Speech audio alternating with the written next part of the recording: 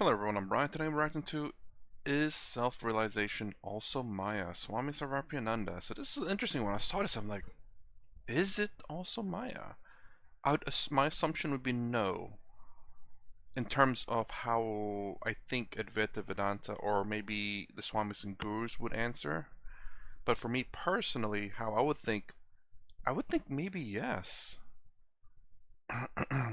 And the only reason why I potentially think that way is because we can't it's very difficult to explain. It's a very complicated answer, but I'll summarize it like this: we can't think outside our bounds. We cannot experience things outside our boundaries. So what I mean by that is that obviously we have the body and the mind and the brain and the five senses, and those are the only things that we can experience. Now, about experiencing self-realization about experiencing self-realization, I'm wondering if that's just also part of the five senses that we have. It's just essentially the sixth sense, perhaps, of turning off the five senses. And you're sensing the negation of the five senses. I don't know. Do I believe in, again, I can't say I believe in Brahman or pure consciousness. Oh, I can't believe that we're all one consciousness. I have no experience of that. Can I believe in our individual consciousness? Yes, I think that's what everyone can say yes to that. That's a simple yes. But the one consciousness, that I have not yet experienced.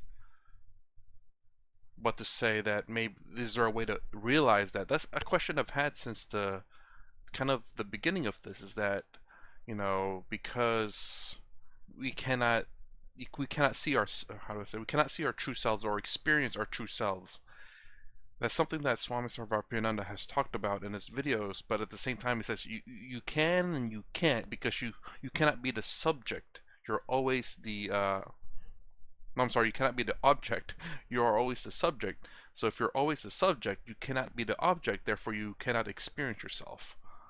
But it's kind of weird. I think there's an explanation for it which I can agree upon, which is you eliminate everything and what's left is you. I don't know if that makes sense. It does in my mind, and if you watch a lot of these videos, I think it does too. Let's go ahead and get started though. Pranam Swamiji. In the Gospel of Sri Ramakrishna, Thakur talks about Vidya and Avidya Maya and explains that things like anger, jealousy, constantly seeking sense pleasures are the things that fall under the rubric of Avidya Maya. On the other hand, things like acquiring spiritual knowledge, generating love for God, seeking mental purity, walking a spiritual path, are considered to be under the rubric of Vidya Maya. Whether avidya or vidya, it is still Maya. How do we know then that enlightenment or spiritual liberation is not just another unexplored part of this Maya? How do we know that spiritual liberation, enlightenment, liberation is not just, that could be part of Maya? It is. That in fact is the stunning conclusion of Advaita Vedanta. Those who have studied the Mandukya, remember there's this verse which sets out the highest truth, the final thing that can be said. And it's quite a stunner. I gave a talk about it. I think it was called The Ultimate Truth. Yes. What does it say? Gaudapada, Shankaracharya's teacher's teacher. Shankaracharya's teacher is Govindapada and his teacher was Gaudapada, who wrote those commentarial verses on the Mandukya Upanishad. The verses are called the Mandukya Karika. And in that verse, he makes this stunning statement. Na nirodho na chotpatti, na baddho na cha sadhaka, na mumukshur na vai muktaha, ityesha paramarthata. Resounding words, more than 1500 years ago. What does it say? This universe, this samsara, It has no end. Why doesn't it have an end? Because it never began. If it began, then you could talk about a conclusion and an end to samsara. But what about all of us? We are in bondage. We are here in Vedanta society. We want liberation. Nobody is in bondage. But then what are we practicing spiritual disciplines for if we are not in bondage? Why are we meditating and philosophy and good works? He says, na sadhaka. There's nobody practicing spiritual disciplines. What do you mean? What about the seekers of liberation? Those who want exactly what he's talking about. Seekers of liberation, enlightenment, mumukshum, the ones who want moksha, nirvana, liberation, salvation. There's no mumukshu. There's nobody who wants liberation. There's no seeker of enlightenment. But then at least there are those who are enlightened. I mean, after all, you are an enlightened being, presumably. Though you sound crazy, but presumably you are an enlightened being. He says, namukta. There's nobody who's enlightened. Wow. I'm wondering if it's because it's because Brahman, existence itself, is all there is. As in, there cannot be more or less of what it is. It's hard to explain this. We are it already. So no matter what we do, will not change anything. Whether we become enlightened or unenlightened, we are what we are, no matter what. If that makes sense. That's how I'm understanding it also so far. What are you talking about? Ityesha paramarthata. This is the highest truth. This is the ultimate truth. Yes, it is. From the perspective of Advaita Vedanta, when you look at what Vedanta says, absolute truth is existence, consciousness, bliss. That's all that there is. All this is an appearance, a display, a movie playing on the screen of the absolute. So from the absolute perspective, none of this is true, including neither bondage is true. But then in that case, if bondage is not true, then freedom is also not true. Means it's not a specific event in space-time. So ultimately, the ultimate reality, Brahman alone, is the reality that always was, is, and will continue to exist. And even was, is, will continue. You're presuming time already there. Now this is very high. This is very abstract. So it is good to know this, and this is a direct answer. If you want a straight answer to that question, what about liberation? What about enlightenment? Isn't it part of Maya also? Yes, it is. If you are already liberated, if you never were in bondage, then the so-called enlightenment liberation must be part of Maya, don't you see? In fact, if it were not, think of the consequences. If I'm really in bondage, and then I need a real liberation from this real bondage, who knows, there might be a real bondage once again after this. Not only that, knowledge can't help me in that case. Enlightenment means realizing something dawning on you, the light bulbs going off. That can't help you. If I'm really tied with a rope, just thinking I am free doesn't help me. I'm still tied. Here are the ropes. But if I think I'm tied with a rope, and I'm in a dream, if somebody helps me wake up from that and I see it's all right, then knowledge helped me. The path of knowledge, the path of enlightenment. Ignorance is the problem and knowledge is the solution. That works only if what Gaudapada said was true, that bondage and liberation are both in Maya. Only then. But having said that, now, how I understood that last bit is the fact that it's not that the fact that you're truly in bondage and there's true liberation out there. It's more along the lines that there's this idea, the bondage is a mere not expression. I guess it's an expression to explain to you of your situation.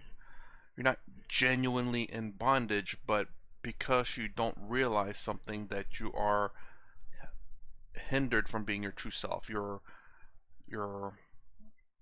held from being your true self, or you're kind of in bondage of your true self, even though you're not physically or literally, but more of mentally.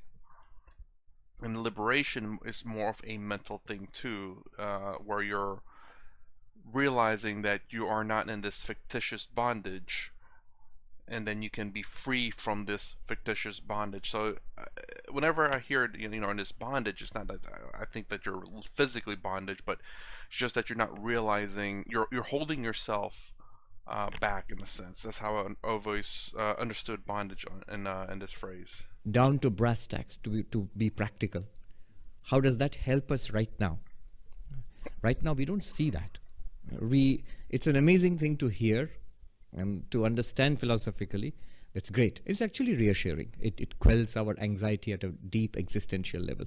But practically, to get to that point, what Sri Ramakrishna has said is very useful. Vidya Maya, Avidya Maya. Yes, it is all Maya, but it's Vidya Maya and Avidya Maya. Vidya is knowledge and Avidya is ignorance. There is the Maya of ignorance, which sucks us in, pulls us deeper into the mire, the swamp of samsara. And that is anger and lust and greed and self-seeking, which is at the base of anger, lust and greed. And at the base of all of it, root is this little me, mine, I. I am this thing and everything for me. And once I do that, immediately I'm in conflict with every other little individual. In conflict, in competition. And so samsara starts for me. Now, all of these things which tie me down to this little me, I, me, mine. Now, I, me, mine is still philosophical, a little abstract. We want more concrete examples. Anger. That's pretty clear. Lust, greed, and the consequent fear and anxiety and guilt and all of the whole range of negativities which is produced by this kind of a life. All of that comes under avidya maya, ignorance. Why ignorance? Because it's based on a fundamental ignorance about ourselves. We do not know what or who we truly are.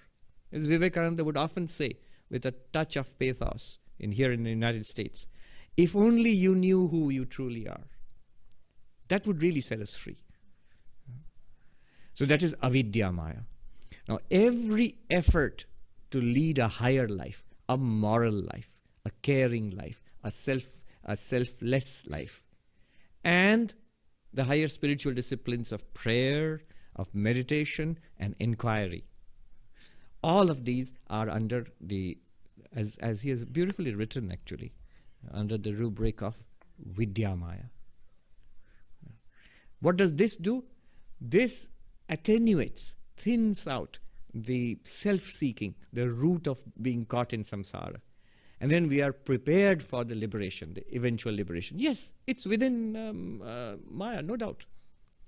But that also, that event within Maya, it shows us what we truly are. Then we realize it was all right. Truly realize, not just say it, not just read about it. And then we are called Jivan Mukta. Even in this body and mind, even running around in this world is still free. Free at the level of our own innermost reality as the Atman. The body is subject to causes and conditions. It will come and go.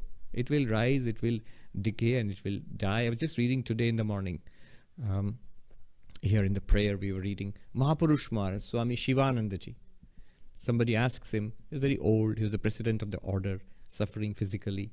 Somebody asks him, Swami, are you all right? He says, I am all right, but the body is not. And the body is subject to birth and aging and death. And this body, he says, is now on its way to the final change, death. And it is all right. It has lived long enough, has it not? And I am all right. I know I'm ageless, I'm timeless. I'm very clear about that. So I accept it peacefully. So Vidya Maya frees us from this trap of samsara.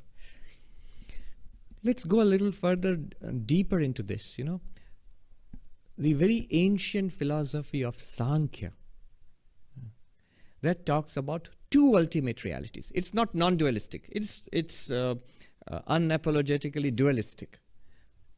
Material nature, the physical nature, and even mental nature. So all of whatever is an object, matter, energy, time, space, but also mind, thoughts, feelings, emotions. They are objects because you are aware of them. What's an object? Whatever you are aware of is an object.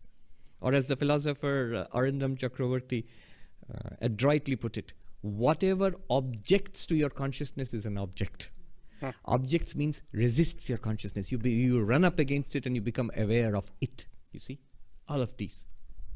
If objects were not there, you would be an unlimited field of consciousness and actually not aware of anything. The moment you are aware of something, it's something that you are running up against. It's an object. You see it, you hear it, you smell it, you taste it, you feel it. You think of it, you understand it, you remember it, you desire it, you hate it. But that it is an object. So whatever is it, an object, the Sankhyan philosophy calls it Prakriti, nature. It's vastness spread out before us. And the one who experiences the it, the knower, the experiencer, the awareness, Sankhyan philosophy calls it Purusha. Purusha. Purusha, here the Sanskrit word immediately evokes, if you know Sanskrit, it might mislead you because it evokes the idea of a male. It's not male. It's that conscious being, the knower. And Prakriti, it's a female principle, but it's actually the known, the entire universe, the entire time, space, matter, energy, power, all of that. Now, Sankhya says, the whole problem for us is that we are a mixture of Prakriti and Purusha. We are consciousness mixed up with a lot of it, that object, body, mind, and senses, and thoughts, and emotions, and all of that. And what Prakriti, material nature, does for consciousness is, it does two things. This is where it connects with the question. It gives two things to Purusha. Prakriti gives two things to Purusha. Nature gives two things to you, the experiencer. Bhoga, apavarga. The Sanskrit term bhoga means experience. What kind of experience? Pleasant and unpleasant.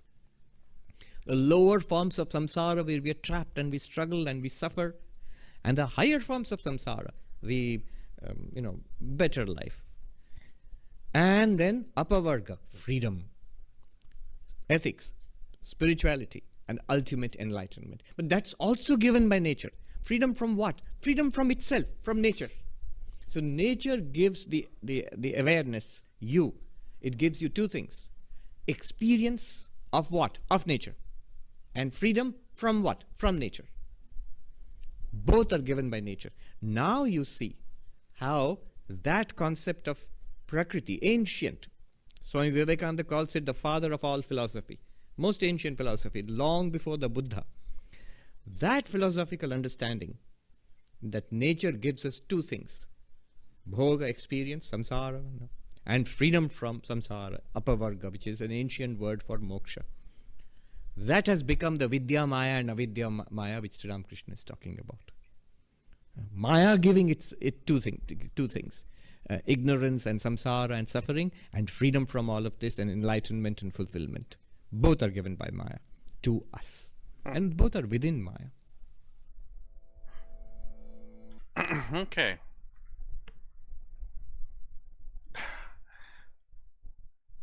So I was gonna ask. I'm kind of curious of what you guys think about that.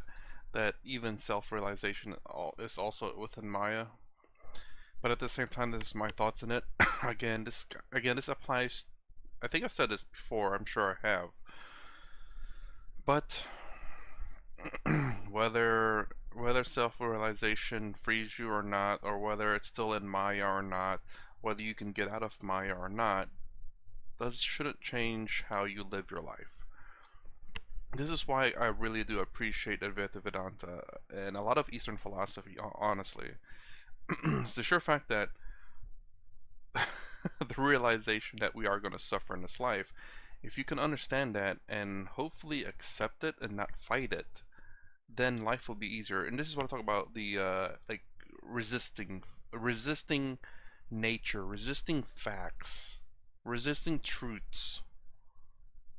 Like, if you fall down a cliff, you're gonna get hurt. If he's like, no, I'm not gonna get hurt if I fall down a cliff. No, you're fighting the truth, the reality, facts. There, you're going to get hurt. And then whenever you do fall down a cliff, you're gonna find out the hard way of of why it hurts. So when you realize it's like, oh, falling down the cliff hurts, yeah, that's true. So I don't have to test that to know. So I'm not gonna do it. I know that's the truth. I don't have to find out the hard way to know that it hurts.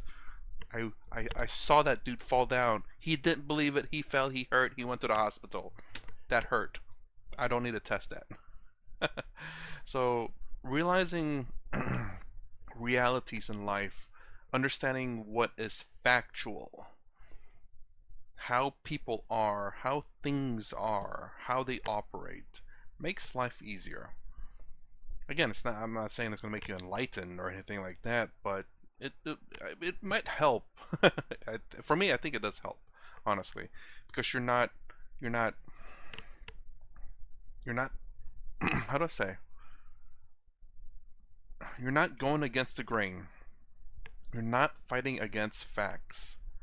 Again, like the guy falling off the cliff. He